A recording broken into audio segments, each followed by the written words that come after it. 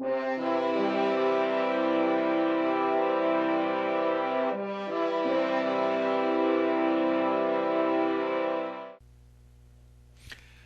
folks. Roage here in the wood shop. Still in the wood shop. I'm still walking around on the planet. I know a few of you are wondering if I'm still around. Uh, Interesting things have happened. I'll bring you up to date. Even more interesting things are about to happen. I'll bring you up to speed on that too. I call this a new dawn because I think that is very appropriate, and we'll be, going into it. I don't have a script today or any kind of, bullet points. I just have some general things to talk about, so I'm just pretty much going to wing it. So, you know me, I'm not very organized anyway. So, all right. So let's get to it. I'm sure that there are a few of you that are actually wondering what's going on with me and what happened on me on the big court date with, federal judge Sam Sparks. Well, technically, I showed up there with 10 witnesses. The lovely Beebles was there, and we watched Sam Sparks, totally incapable of knowing who I am. Wasn't a surprise to me, because it's well known and it's well documented in precedent that um, those who are exist in a state of atonement uh, can't can't be understood or even recognized by those who do not exist in a state of atonement. And that's why a lot of the stuff that I say, most people really just can't grasp. They can't believe it, or, they, quite frankly, I've been described as speaking in some sort of secret language. But, to me, the words are fairly basic, and, people with even a, a simple understanding of English should understand, what I'm saying. But that's just the way it is, and this is not anything special. So, my experience with the judge was, pretty, wasn't surprising to me. Especially when I sent him a letter before all of this saying that, hey, there's some extenuating circumstances, and you really need to, pay closer attention to this. So it basically came down to this. I went in. He asked me why I didn't show up to the wonderful meeting with Ronald Forster, and I told him that, yeah, I said, for one thing, that I wouldn't have been able to talk to him directly, the judge, that is, if I would have actually shown up to that meeting, and it was more important for me to actually at least get in front of him. Um, I sent him a letter and I told him, hey, I exist in a state of atonement, and that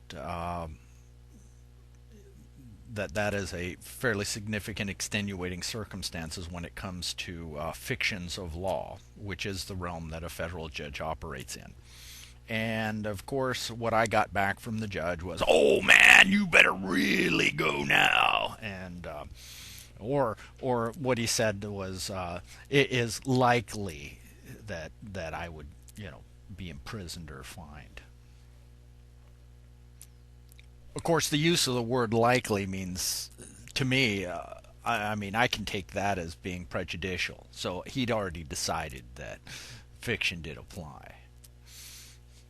He couldn't know otherwise, and I'll go into that.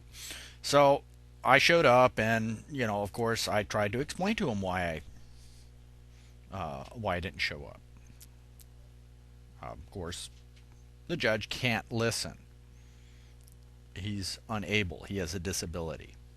Uh, he doesn't have the capacity to know what it means to be in a state of atonement. Why? Because he's disqualified himself from even understanding what it is I'm saying. So, not a surprise to me. I just wanted to look into his eyes. So it really came down to this. Of course, he wasn't letting me, apprise him of exactly what the true situation was. And at which point, then he started getting mad that I didn't comply with his original order to show up and speak with Mr. Forster. At which point, I recognized it was going nowhere, and I basically said, we've been under martial law since March of 1861. And that was the magic word, apparently, because he immediately said, well, take Mr. Poole back in the back here, in the back room, and if he does not comply, then I will put him in prison until he does. At which point I said, hey, I'm being completely compelled. A criminal act. Okay, all right, I'll let you. I forgive you. At which point I was totally compelled. It was totally against my consent. And all of the 10 witnesses saw what was happening right in front of their face. So, shoot, I went back, and at that point, hey, I was free. I signed all the papers that Mr. Forster gave me. I was talking to the attorneys there, which I found kind of interesting. There was a gentleman there by the name of Brock, and I was talking about the lawful foundation upon which the system of governance that we find ourselves in was based. And he admitted to me that he never really traced the lawful authority that gave him the power to do what it was that he did. And of course, imagine my surprise. Because quite frankly, if he had, then they wouldn't have filed the case in the first place.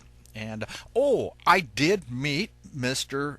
Daniel Price in person, and it's no surprise to me that he wasn't able to actually answer my questions. Not a surprise to me one bit. After meeting him, nice guys, all of them. There was another revenue agent there who apparently couldn't stop asking me questions. And, of course, Ronald Forster, he doesn't want to listen to my philosophy. And it's really not a philosophy because it's just the law. Of course, he believes it to be a philosophy because he has his own philosophy. So he kept chiding the junior revenue agent to quit asking me questions. And he made reference to Lewis Carroll's, Alice in Wonderland. That, he didn't want to go down that rabbit hole. Well, quite frankly, if he did go down that rabbit hole, then they'd find out that what they were doing was actually against the law. So we don't want to listen to Roage's philosophies because, Roage, he's crazy. He's nuts. He believes in the law and freedom and justice. Oh, we can't have that. So it was pretty interesting. I feel I put my autograph on a bunch of pieces of paper, and of course, hey, if I didn't, then they'd put me in jail. But and then of course they, I basically told, they were asking me questions about what I had, and I said, well, really, I don't own anything, and I showed them why. And I told them why, and it was all within them to really understand that properly if they had the capacity to do that, but they didn't have the capacity. So it was just interesting for me to actually just be in the same room with these guys, and I know there was an amount of discomfort there, but I cooperated and I complied, so therefore they went in and had a powwow and decided that, well, he is complying. So they went to the judge, and then the judge basically dismissed they filed a motion to dismiss, and it was dismissed, and now they're all happy. So that's what happened. So I'm not in jail. And Mr. Forster was he dropped the levy on my wife. My wife left the job that she's in, and she's getting another job. And we'll see how that works out tomorrow.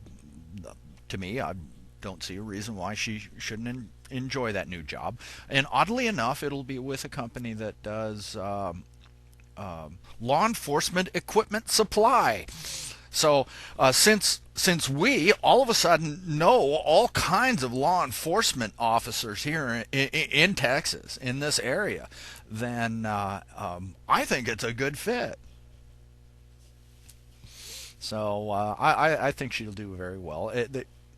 The gentleman there was a former law enforcement agent officer, and the lovely Beeble said that he was a very nice guy, and they had a nice talk, and he's really excited about bringing her on, and hey, I think it'll work out just fine. So with regard to the situation that I'm in, I'm just letting the process happen. We'll see what's happening. I did, however, notify the judge that I was going to file a complaint against him with the Fifth Circuit Court of Appeals. Now, the complaint process is independent of the judicial process, in that the judicial process handles decisions done within the jurisdiction and the fiction, whereas the complaint, the conduct complaint or disability complaint is separate from that. And they both get reviewed by people. It's sort of like talking to the judge's boss, and they're responsible for the conduct of the judge. Apparently, a federal judge, there's very little that a federal judge can do to be pushed off the bench. They have carte blanche to do just about anything they want, and we don't have any recourse against it, apparently, except hey, a message in a bottle. So you can file a complaint, and that's what I did. So I called I called a lady in the judge's chambers, and I told the lady that I was going to file a complaint against the judge, and they're sending me the complaint information. Of which I've received and I have read already.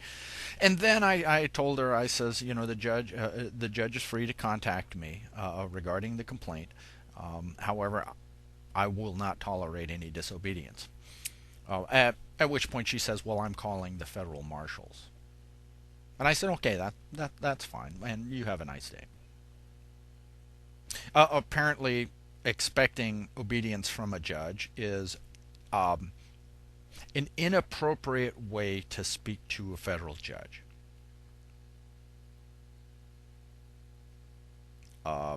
So that really tells me that a judge is not your trustee. He's not operating on your consent. And he basically does whatever he wants to do whenever he wants to do. And he's got people with guns to make sure that he's protected. Folks, that's not lawful government, by the way. So I'm going to go ahead and fill out the complaint. Now, after reading the instructions from Fifth Circuit Court of Appeals regarding the complaint, they have this whole sheet, and I read it, and my complaint is actually valid. It actually goes to a disability, and the disability is that because the judge indulges in fiction or fictions of law or those things that are born out of legal positivism, and we know what that is from my previous videos, because we know that to be bull crap. Okay, so because he indulges in that, that is actually turning your face away from the truth, and that is technically disobedience, criminal disobedience under the law.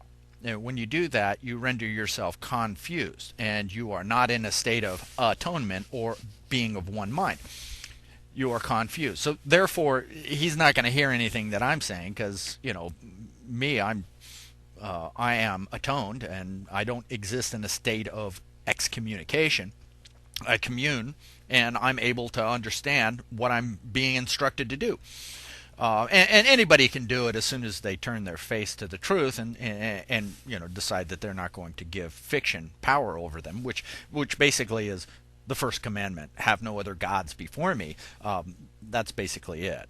So the judge has decided to violate the first commandment, and of course he's confused, so he can't know who I am. So, and the letter I sent to him should have given him, if he was in a state of atonement, or if he was under any kind of lawful supervision, then he would have been properly instructed as to be able to recognize my state. At least raise attention to his supervisors or somebody in lawful authority that the imposition of that jurisdiction and the imposition of fictions of law or statute was was in itself a violation of the law. So he lacked that capacity. So technically it's a disability, and that falls within the guidelines of the complaint. So So I notified the judge. Now, interesting, when you read the documentation, just merely telling the judge that you intend to file a complaint should cause the judge to actually address that. So in the document it says you don't have to formally actually file the complaint. You just simply notify the judge. Well, I notified the judge, and then a few people on Facebook, a nice guy, a friend of mine on Facebook, actually called the judge's chambers and told them to make sure that the message gets back to the judge. And I know the message came back to the judge because within probably an hour or so, the U.S. Marshals actually came, and I talked to a nice. I'm not going to give their names out, but I talked to them, and I told them exactly what I was and who I was, and that I exist in a state of atonement.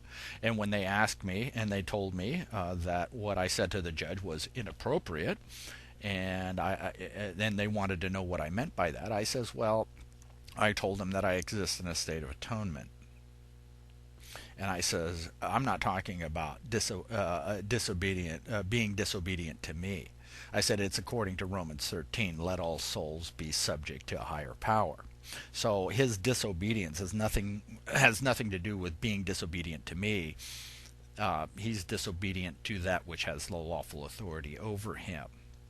And that wouldn't be tolerated. And it isn't.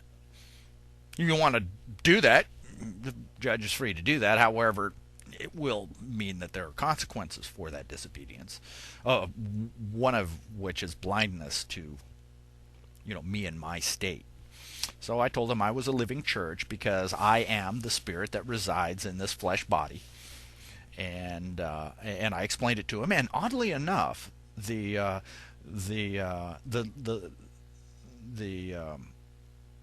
U.S. Marshal agent did know what I was talking about when I said atoned and one mind.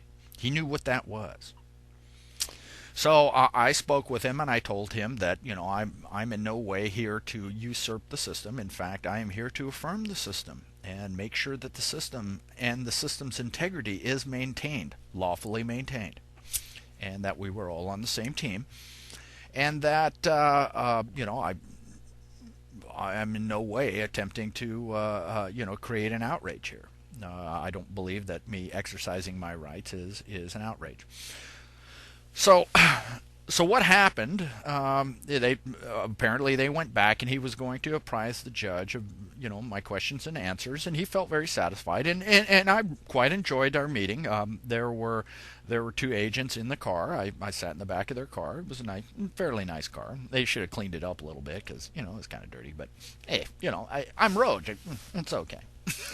And there was another agent back there making sure that I wasn't going to escape. One of the things that the agent, that agent I spoke to actually really should think about is, he wanted to talk to me. He already knew Jerry Castleberry at the Round Rock Police Department, and apparently they were friends, and he was well apprised of who I am and what's happening. And he says, we really don't see this. People don't talk to federal judges like that. And I says, I know, I realize that. I'm new, I'm different, and I appreciate that. And I said, I don't want to scare anybody. That's not my deal. I do everything out in the open, and I say what I'm led to say.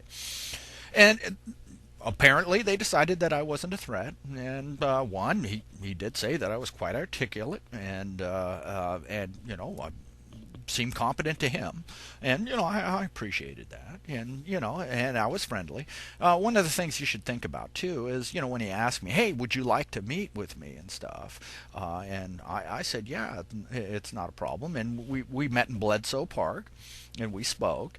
And what he should ask himself is, what happens if I would have said, oh, you know what, I really don't have time today. Can we do it some other time?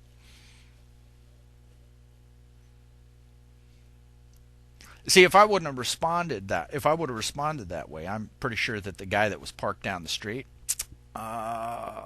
probably would have been doing the forcing thing, and there'd be guns and uncomfortable situations. But since I didn't really need an uncomfortable situation, and since I'm not afraid of talking to U.S. Marshals, and since these two gentlemen that I met with were again very courteous, very very open, very frank, very decent. I thought that they were well mannered, and quite frankly, it was like talking to friends. So there was nothing in anything that they said that I could take as intimidating or coercive, because I'm fully happy to help the U.S. Marshals do what it is, meet their duty. Now, whether or not I agree with what it is that they're told to do by those in authority over them, that's a totally separate issue. That's not their problem. All I can expect from them, and have enjoyed, is that the law enforcement agents that I've met have done what it was that they were required to do, and not failed in that responsibility. Okay, my issue is, the guy's telling them what to do. Of course, we might not be on the same page, obviously. Otherwise, none of this would have happened. And I told him that filing my complaint is actually lawful recourse against what I consider a criminal act in law. Okay, so. But whether or not I actually filed a complaint or not, now I've already written it. I call it a remonstrance. I don't necessarily want the judge thrown off the bench. However, I'm going to be the first of many people that are going to enjoy my state. I know that there are other people out there that are toned just like me, and you know exactly what I'm talking about. So I told him, I says, this recourse probably hasn't been used in a long time. Probably because people didn't realize that it was right there in front of their face the whole time, and they could have utilized it at any time. So it is something new, and we're going to go ahead and pursue it. So we'll see what happens. However, I did mention a number of times on my Facebook page that February 28th was going to be an interesting time, a new dawn. Now, okay, don't expect meteors, although meteors were hitting the planet when I was in court, signs and wonders and everything. I found that pretty interesting. That it coincided with me, and me not appearing in court, but presenting myself in court. That interesting things were afoot. Now, as most of you know, last year I actually presented proof that the Roman Catholic Church had lost its ordained status and therefore did not enjoy lawful authority anymore. And apparently some of you folks out there figured that out, because you figured out how to penetrate church immunity. You could have only done that by knowing the law. So I know you folks out there in the Netherlands, I know you're figuring it out. I know on the Roage site, I get a lot of traffic from the Netherlands. And, So here we have Pope Benedict, or Mr. Ratzinger, basically saying that he's experiencing a deteriorating strength. That usually happens when you're on the wrong side, when you are not in truth. You usually experience a lack of strength. That's called trial by combat. Truth reigns supreme. Okay, the knight who is true prevails over the knight who is false. Why? Because the knight who is false, he experiences a deteriorating strength. That's why he loses. So I thought it was kind of interesting. The other day, Mr. Ratzinger actually addressed the quote-unquote faithful and told them that God had called him to quit. Yeah, that's pretty interesting. God doesn't call people to quit.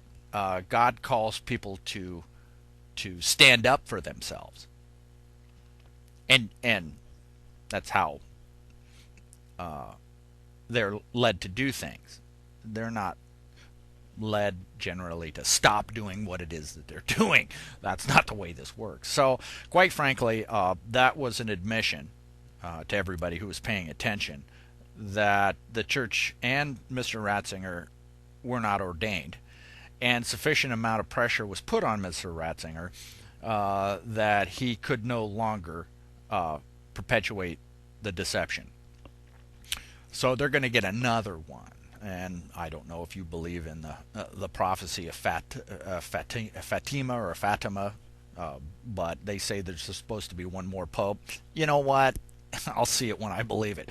It seems to me that the cardinals that are responsible for choosing the new pope, they're either pedophiles or involved in some gay scandals, which, by itself really is not a big deal. But, you can't say that, homosexuality is an abomination and then indulge it.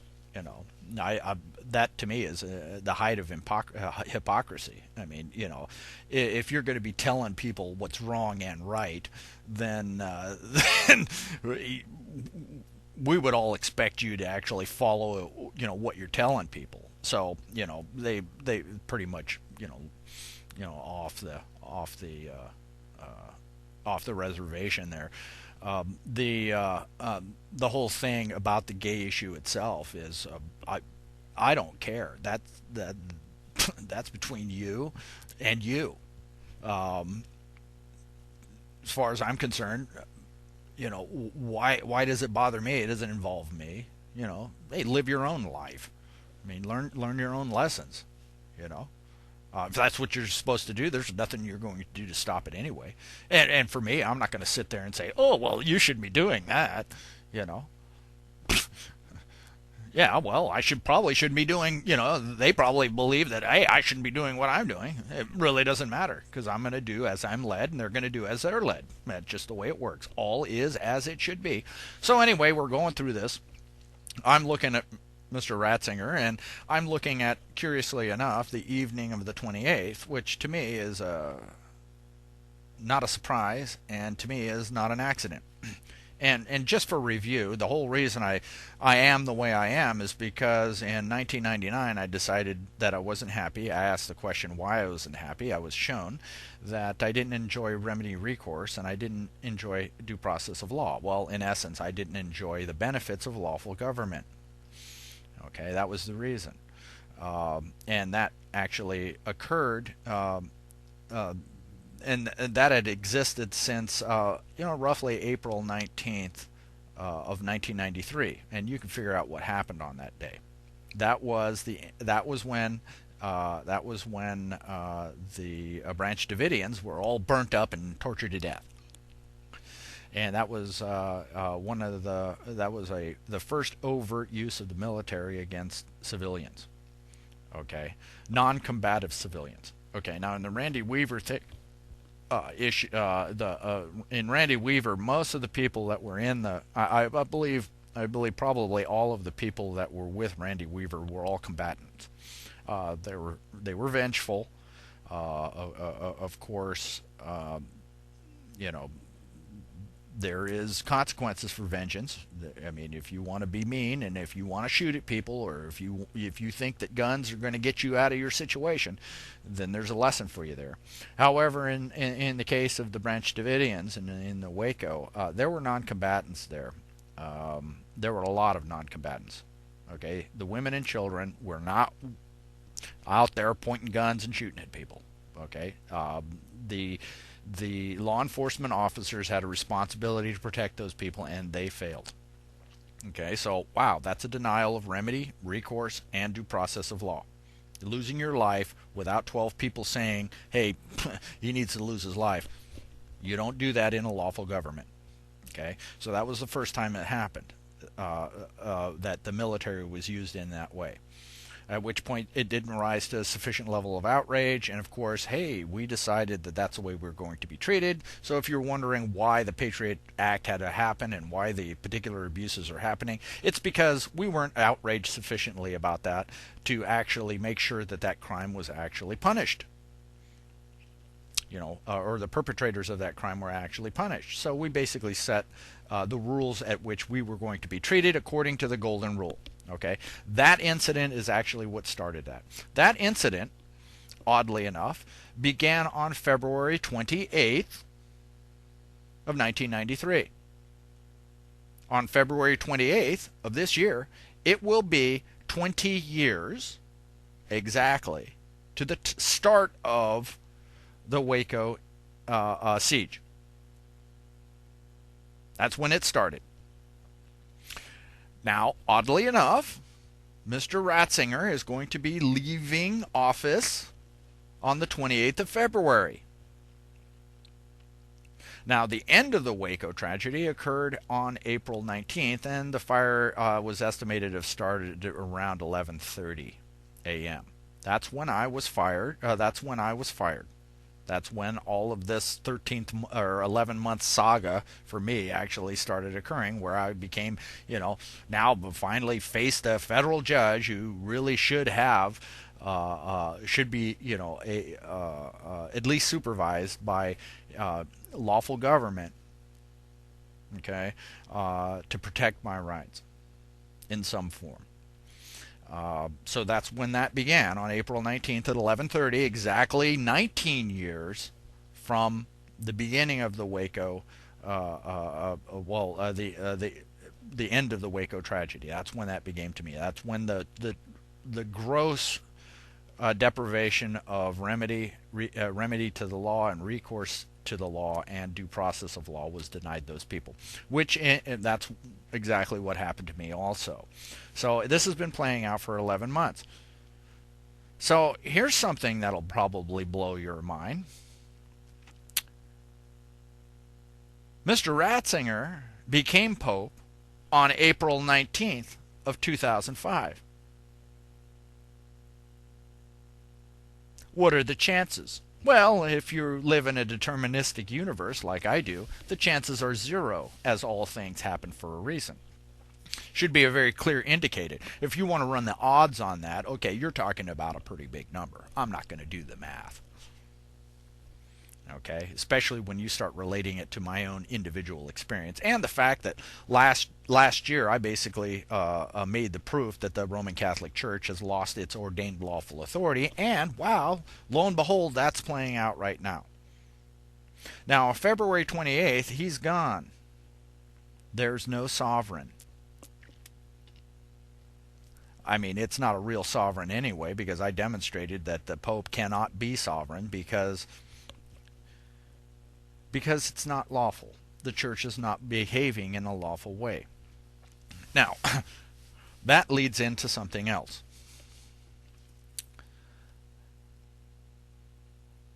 A lawless people cannot enjoy lawful government. Why? Because lawful government requires responsible people. Only responsible people can grant their consent to government. Okay? If you're irresponsible, you cannot grant your consent because you're incompetent.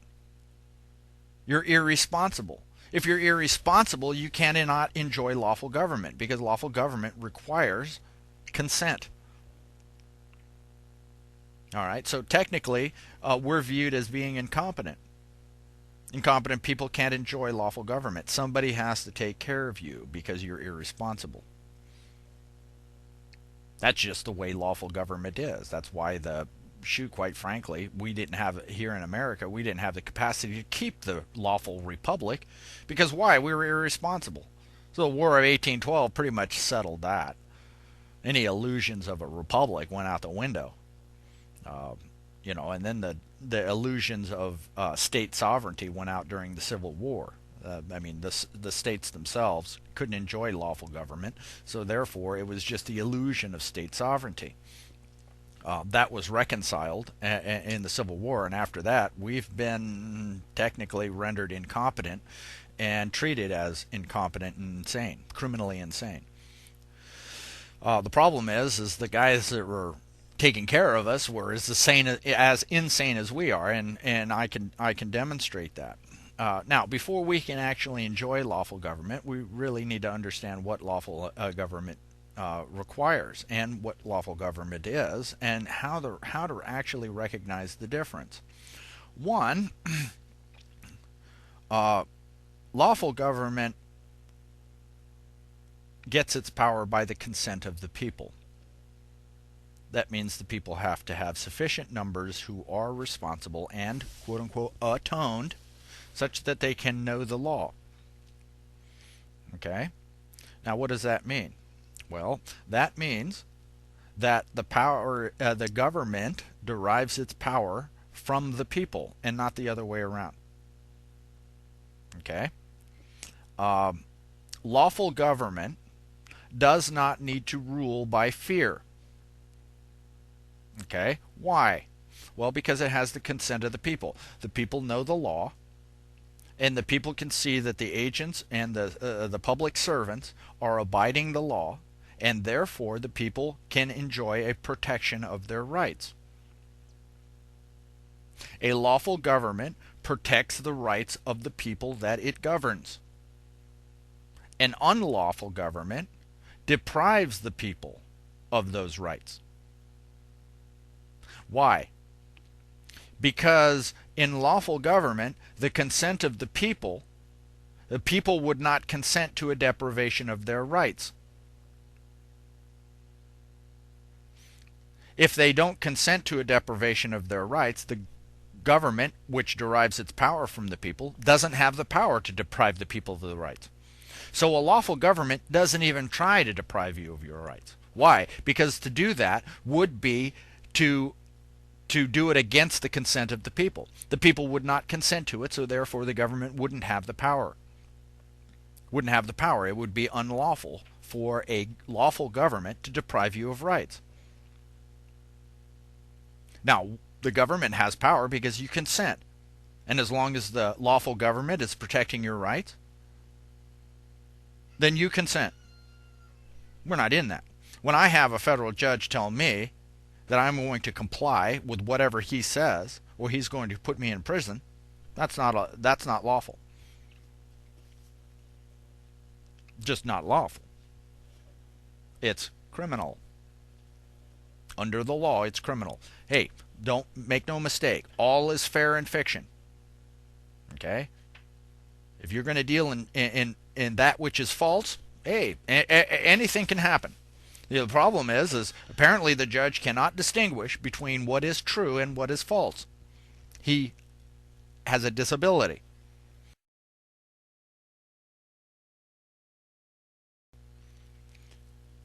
Now, there's another way of actually telling if your government is lawful or not, and that is if your government keeps secrets. Criminals operate in secret because they don't want people to find out what it was that they did. They don't want to see that they were responsible for that. Ooh, yeah, because, of course, that's how the law works. Now, if your government is keeping secrets from you, then it's not lawful government. Why? Because government is involved in protecting your rights. You have a right to know what your government is doing. If your government conceals what it is doing, then it's not lawful government. Because it needs your consent. How can you consent if you don't know what your government is doing?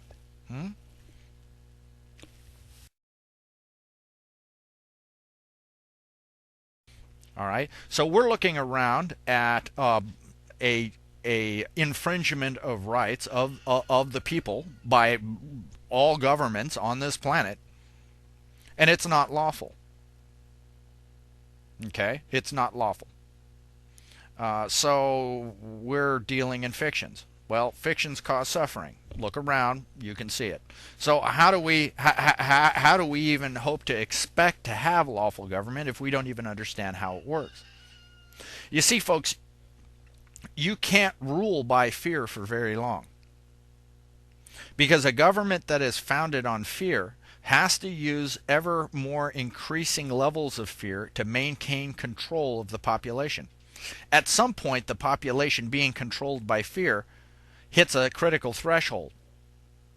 That critical threshold is when the people no longer fear death, where death is a better option than living under that government and that rule. That's when revolution is inevitable. So lawful government at this point is starting to hit thresholds where the people who are governed have decided, hey, it's better to die than to live like this. And it's happening I mean, shoot, they're protesting in the streets all over Europe. I mean, it's happening everywhere. You know, in Arabic-speaking countries, they're having a fit.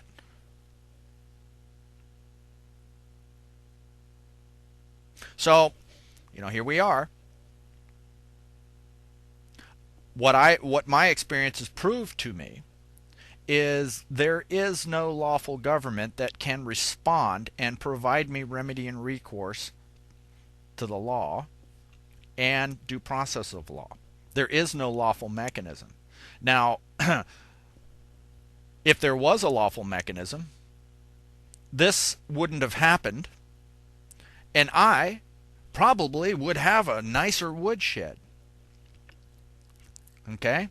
But because lawful government is unable to respond, they can't know me. If it was there, they would have handled this immediately, because they would have truly understood how power works according to the law in the universe. But because, hey, look, they're asleep at the switch. They're as confused as you are, folks. They don't have solutions here because they can't see it. So unless you guys and me and the rest of the people actually establish lawful government and that recourse and remedy, then we're going to just remain tangled in fiction until, one, the system collapses, and we're all going to be sitting around here. A lot of us are going to starve. A lot of us are going to get mad. A lot of us are going to think that, hey, we're going to have to pick up a gun and start shooting people. That's not the answer, folks. That is not the answer. You have to look inside you. One, you have to discover what you are, who you are. You are the lawful government whenever you decide you're going to do that. When we decide we're going to have lawful government, the fictions of government, they're going to have no power. This is what we're realizing right now with the church. You know, pretty soon the folks are going to figure out, the church doesn't have the lawful authority. And then they're going to figure out that the church cannot sustain the people going in there and, quite frankly, looting all church assets. That's going to happen here real soon. They're going to try to select another pope, and that's going to be an absolute fiasco. Absolute fiasco. You watch. That's going to be kicked off on the 28th. March 1st, we've got things happening here in the United States that are fairly important. That's when we begin what's called sequestration. What that means is there are forced budgetary constraints. They're already trying to assess the impact of it. I'll tell you what the impact of it is. Commerce is going to take a huge hit. If you think the economy is bad now, and if you think inflation is bad now, you haven't seen anything yet. And it's going to be a huge bump. Because all of a sudden, people are going to look at the worthless pieces of paper that we call valuable, and they're going to say, these aren't valuable at all. When they do that, then they'll look around and say, all I got is this worthless piece of paper, and I can't even buy food with that. And then, of course, the food that you buy is, for the most part, poisonous, so you don't want it anyway.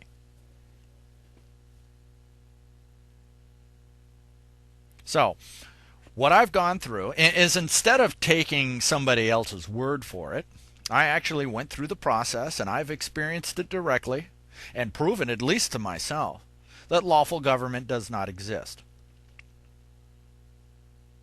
At least I have witnessed it. So what is actually occurring is just wholesale criminality, lawlessness. Okay, it's an anarchy based on fiction. Okay, that's criminal.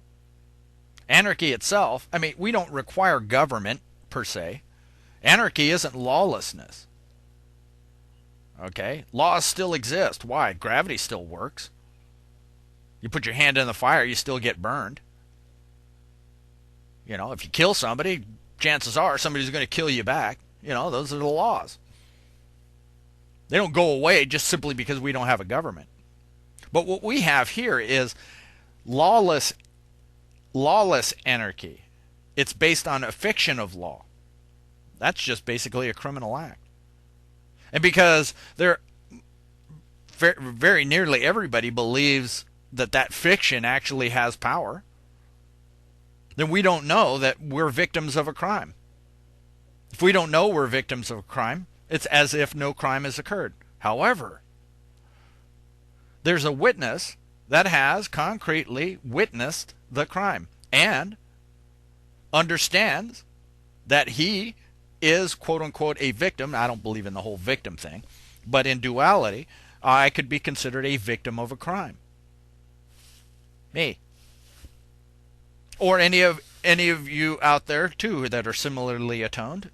You are witnesses. Why? Because you're at a higher level of consciousness, and you are conscious and have witnessed a crime occurred. At which point, the universe, all by itself, reestablishes the balance of justice. When more and more people become conscious and they realize that, hey, wait a minute, this fictional system is causing me injuries and damages, and that it's incumbent on me, you, and all of us individually to decide that, hey, you know what? Fictions are not working for us. We need lawful government. We need a government that actually protects our rights. And the function of government should be, in all cases, to protect our rights, even if we are not smart enough to protect them on our own. That is the responsibility of people in strict accord with the law. Just because somebody is incompetent or irresponsible does not give me permission to abuse them, hurt them, starve them, kill them, and torture them. They are to be taken care of properly. Killing them, putting them in a cage, and keeping them in a perpetual state of incompetence and criminality is not lawful. Things are going to come to an end because now we have witnesses that know what's happening. And it's been a long time, folks. I don't know precisely when they lost the lawful authority. From what I see, I can't really conclude that they had the lawful authority in the first place. It was founded on a lie and a deception. We deceived ourselves into thinking that these powers that be were actually had the power to rule over us. See, if you look at Romans 13, it basically says, let all souls be subject to a higher power. Well, guess what, folks? Fiction, or that which is false, is not a higher power. Never was. And if you put a fiction above truth, so therefore you are bound. Fictions are great for causing suffering. Look around. You like your life? Do you like the direction this planet and its people are going? Do you enjoy your lives?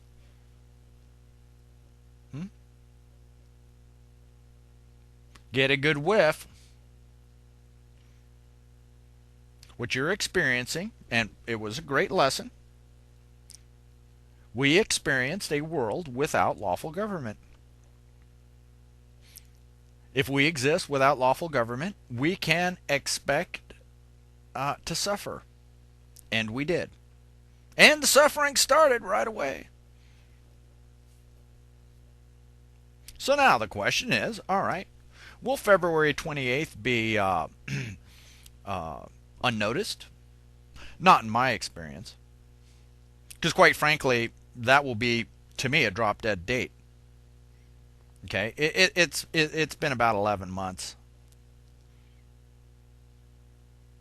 Okay, I've been sitting here waiting patiently, watching buffoons just make a mess of their own experience. Oh, I forgave them. Hey, not a big deal.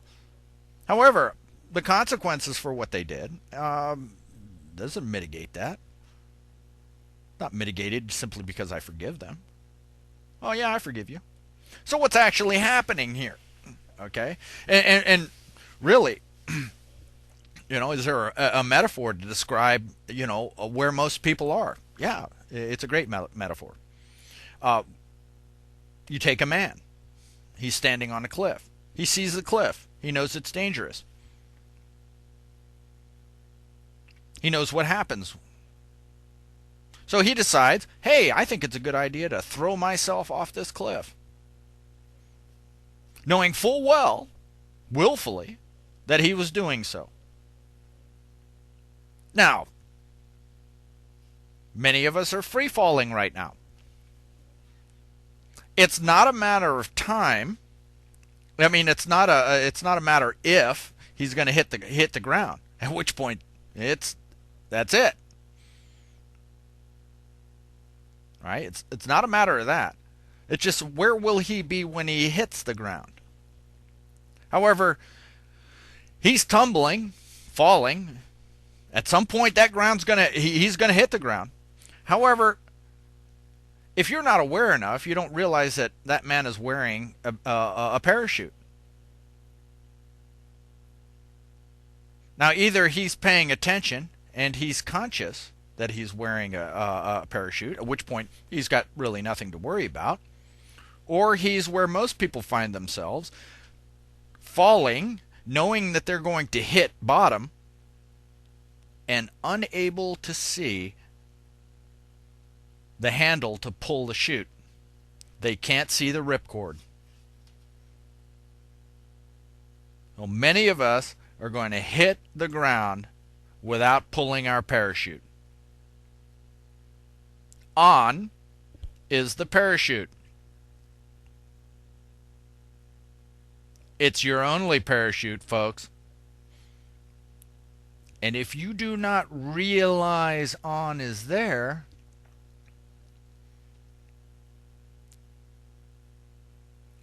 it'll be, let's just say, you'll come to a quick stop. And it's individual. When we hit bottom is just a function of when we decided to jump off that cliff. When we realize the ripcord is entirely up to us.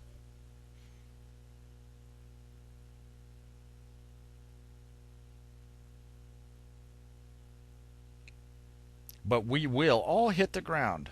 Some of us will hit the ground slowly. Most of us are probably going to hit it pretty hard. At which point, a lot of us are going to be ushered out of the simulation.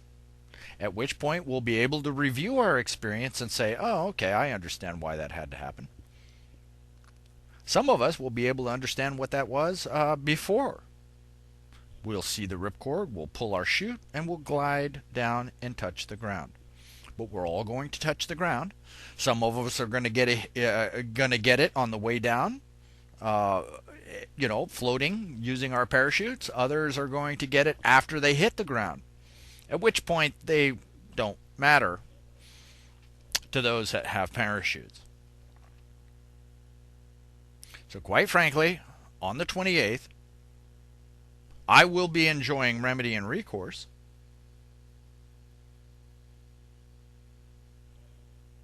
Or events will transpire to remove the fictions of law that are in power right now. And that threshold will be on the 28th. So if you're in the stock market, I'd probably get out. Actually, if you're in the stock market, you probably shouldn't have gotten in there in the first place. I see tensions building. I believe that conflict is coming. If you look at what the Russian president said, he basically said hands off of Iran, North Korea, and Syria. Or it could lead to an escalation of conflicts that will most likely end up in some sort of nuclear exchange. It was, let's say, a diplomatic way of speaking some very harsh truths. I believe the Russians, the Chinese, and let's just say more astute people realize that right now The United States is totally out of control, and they have no solutions. And they know it's just a foregone conclusion. I mean, Machiavelli once said, and I'm probably slaughtering this quote, but he said, when war is inevitable, you can only postpone it to the advantages of, or to the advantage of your enemy. So I'm sure these people that are well familiar with the art of war realize full well that a postponement of a conflict that is going to happen is not to their advantage. At some point they're going to say, you know what, we're going to have to do something, or it's going to happen either way. At least now we might have the advantage. And I know that's happening. You can see the rhetoric that is coming out. Now, where's the United States at? I mean, it's not really hard. Let's look at another juggernaut. Let's look at Germany in the Second World War and the First World War. Okay, in the Second World War, Germany retained all of its industry. It could produce tanks. Okay, it couldn't produce as many tanks as, of course, as the Allies. So basically, it was a war of attrition. Eventually, when the United States started bombing civilian areas and civilian industry, Hitler's capacity to maintain his war machine actually was stopped. It wasn't necessarily it was, all wars are basically resources devoted against other resources, and that's it. But if you look at the United States really has exported all of its manufacturing outside of the country.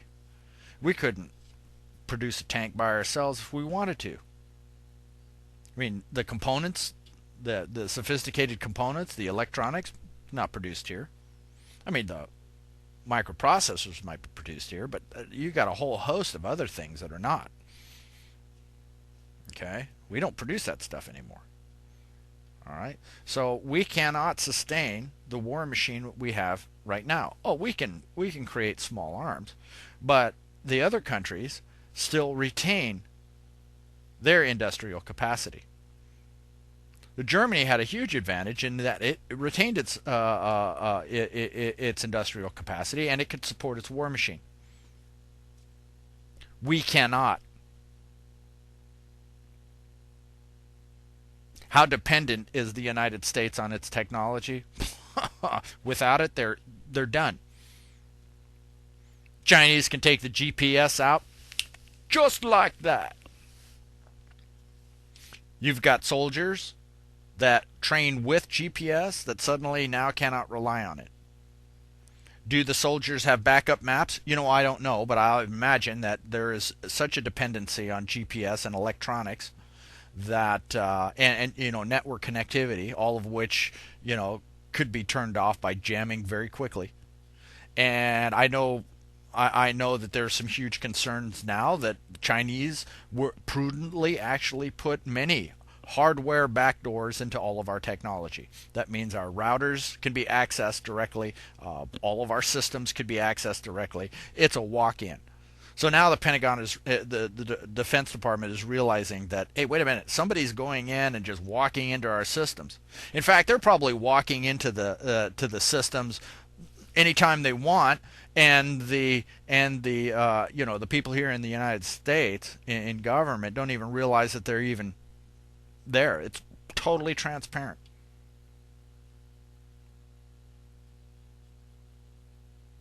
The war's already won. Now, either we accept that as responsible people, or we're going to fight the truth. And if we fight the truth, this country is going to lose.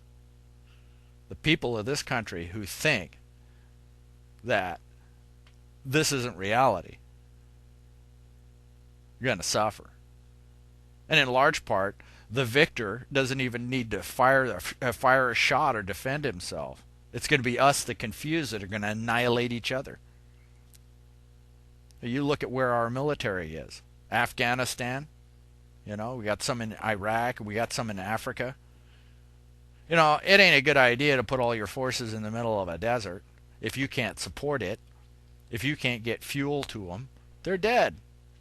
If you look at Afghanistan, they rely on very tenuous supply lines, all of which could be cut off in an instant.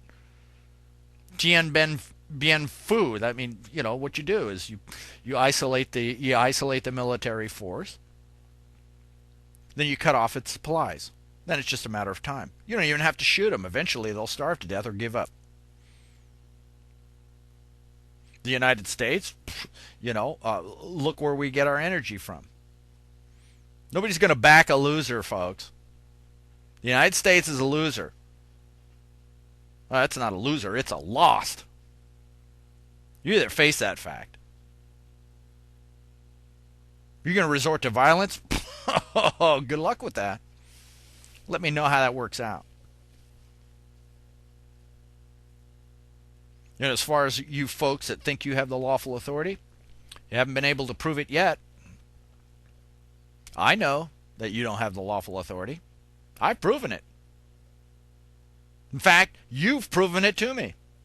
Where am I at? I'm here in the wood shop. You've had 11 months. More than enough time. In fact, the second that occurred, my first phone call should have actually provided me recourse. My first phone call was to the Texas Attorney General's office, Greg Abbott. He called me and said he wasn't going to obey the law and he wasn't going to fulfill the duties of his office. Therefore, denied. Guess what? Here's 11 months, giving them all the chances they could enjoy. You know, at some point, referee says, "Okay, everyone out of the pool."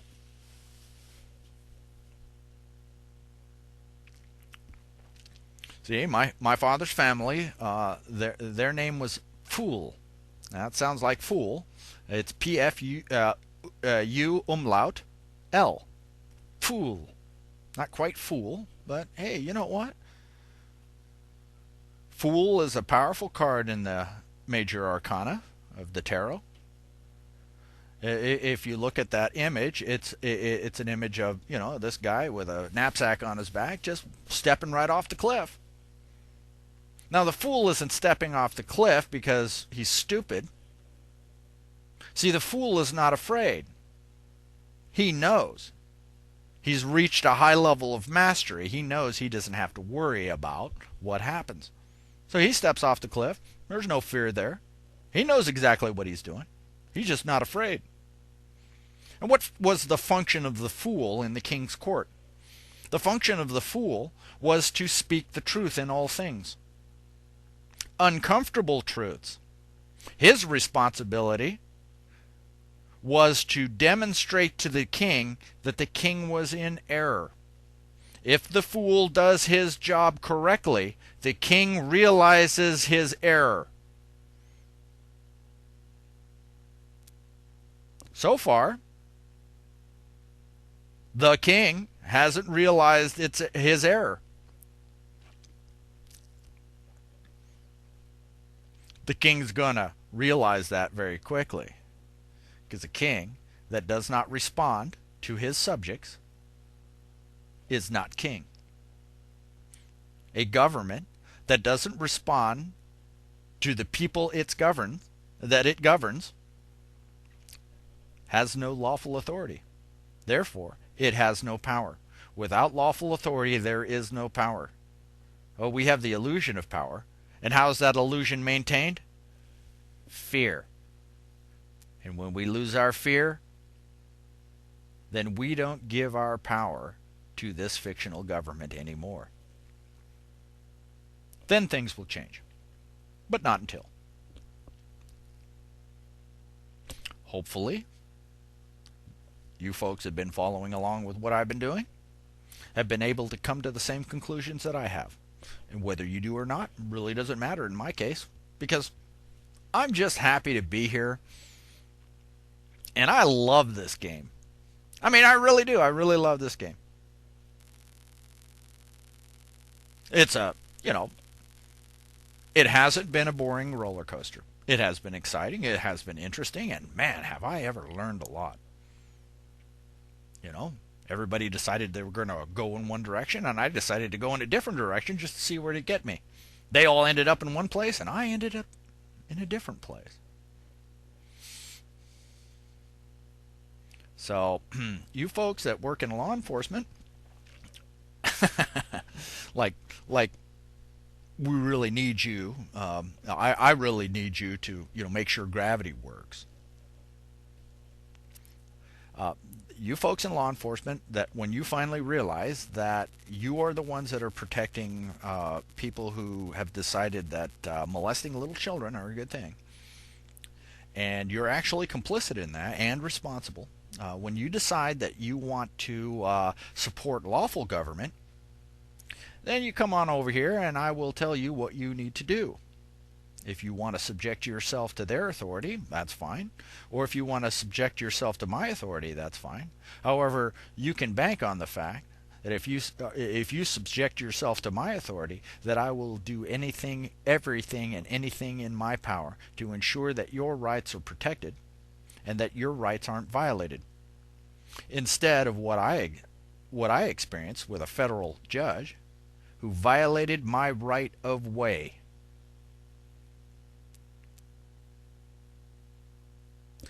See if you're going to stand in front of manifest destiny. Right of way. Why is it right? Because it's in accordance with the law. Oh yeah, I yielded. What else could I do? I was dealing with a man who was incompetent and insane. Hey, I don't want to hurt him. However, he hurts himself. When he realizes that, then we will be best friends. And that goes for all of you people in law enforcement. If you want to support unlawful government, you just go ahead. Why don't you get back with me and tell me how that works out? Because quite frankly, the people that you've pledged your allegiance to, you're the least useful to them. You think they're actually going to keep you around? They're going to look at you and say, you know what? Hey, you didn't even you betrayed your own folks. You betrayed yourself. You don't have loyalty to principle. You're unprincipled. You aren't even smart enough to protect yourself. What use do we have for you? None. In fact, your criminality will be the justification for them to get rid of you. I won't ask you to let me know how that works out for you, because quite frankly, when they do to you what they can lawfully do to you, you're not going to matter. You won't be able to tell me how it worked out for you. So I got a bunch of sheriffs out there that want to support people's rights to own firearms. They don't have a clue what remedy, recourse, and due process of law is, but man, they're going to put a gun in your hand. They're going to make sure that you can kill and be killed.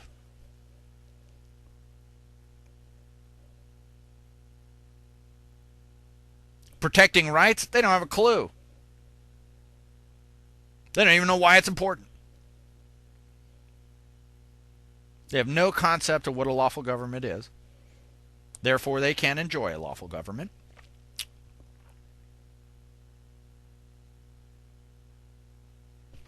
If they can't enjoy lawful government, then it's painful. It's supposed to be. It's the law. All right, folks. I'm Roage. Still in the woodshop, walking around on this planet.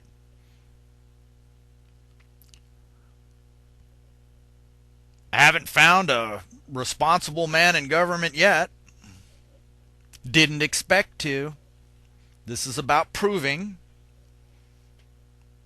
I already had a theory before I stood out. All I have seen is evidence, concrete evidence, that actually supports my theory. And my theory was that lawful government does not exist.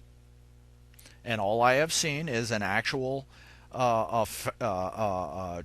demonstration, a concrete, direct demonstration that no, lawful government does not exist. Why? Because none of this would have happened in the first place.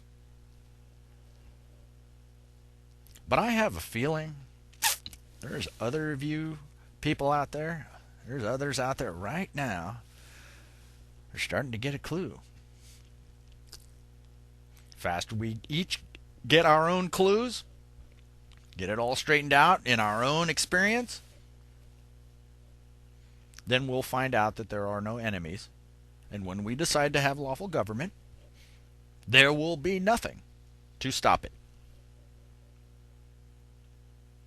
Till we do, we stop ourselves. You folks have a good day.